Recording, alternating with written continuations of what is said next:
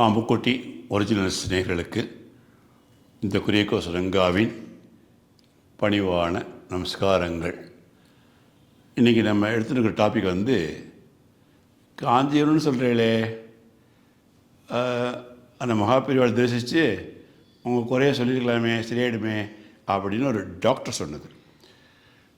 நீலக்கல் C Ramachandra சாஸ்திரிகளுடைய ஸ்நேகிதர் வந்து ஒருத்தருக்கு வந்து பிறந்த 3 மாத பொன் குழந்தைக்கு கண்களில் பார்வை சரியில்லை அப்படின்னு தெரிஞ்சது.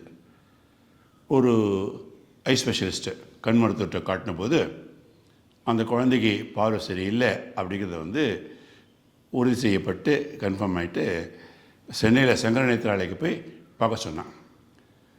அங்கே வந்து ஒரு கண்ணில் மட்டும் 1 வருஷம் கழித்து 1.5 கண்ணா பார்வை வரலாம் அப்படிங்கிறதும், இன்னொரு கண்ணில் வந்து பார்வை வரதுக்கு வாய்ப்பே இல்லை அப்படின்னு சொல்லிட்டா.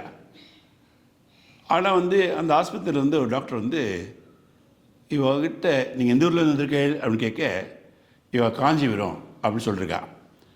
உடனே அந்த டாக்டர் வந்து காஞ்சிபுரம்னு சொல்கிறீங்களே, அங்கே மகாபெரிவாளை தரிசித்து உங்கள் குறைய சொல்லிடலாமே, அவன் அனுகிரகம் செஞ்சால் சரியாயிடுமே அப்படின்னு இருக்கார். வந்து ராமச்சந்திர சாஸ்திரிகள்கிட்ட வந்து சொன்னார் இந்த மாதிரி சொல்கிறாருன்னு. அவர் வந்து இவளை குழந்தையோட பெரியவா சன்னதி காட்சின்னு வந்து அனுகிரகம் வேண்டி போய் நின்னான்.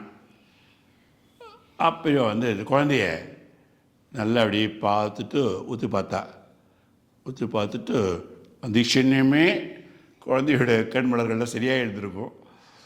எடுத்து அப்புறம் வந்து ஒரு கல்கண்ட பிரசாதமாக கொடுத்து அனுப்பிச்சா.